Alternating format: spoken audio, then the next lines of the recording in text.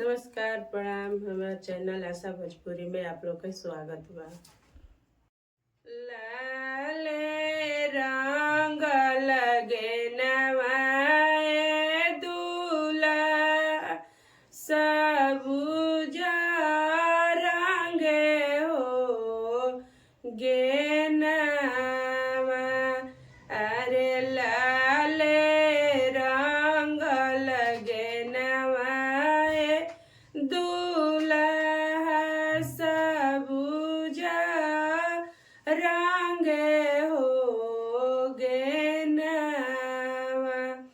अरे एक सूट मरलाए दूल्हा दूसरा सूट हो मरला।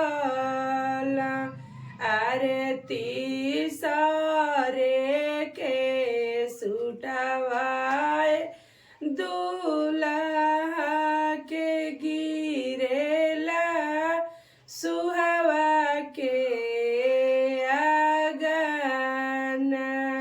अरे तीसरे के सूटवाए दूल्हा के गिरेला सुहवा के आगना। अरे रोवेलन कवन हो दूल्हा मुहे देई रुमालिया। अरे कवन चोरिनिया हो पापा चोरवली हमर हो गेंदावा। अरे कवन चोरिनिया हो पापा चोरवली हमर हो गेंदावा।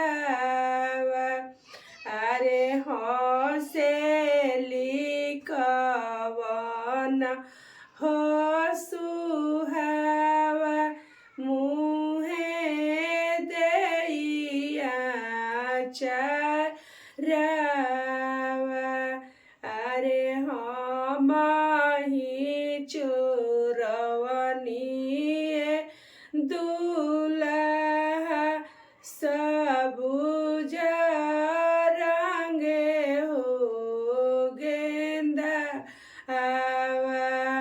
अरे हमही चोरवनी दूल्हा सबुज रंगे हो गेंदावा। अरे चल चल चल सुहावा हमारा हो नगरी। अरे ओही जे छोड़बो हे सुहाव तोहरा पापा के हो गुमानवा। अरे के कारा दिमागे सुहावा छोरवलू हमर हो गेंदावा। अरे के कारा दिमागे ए सुहावा चोरवलू हमर हो गेंदावा। अरे पापा के दिमागे दूल्हा चोरवनी बौर हो गेंदावा। अरे मम्मी के दिमागे दूल्हा चोरवनी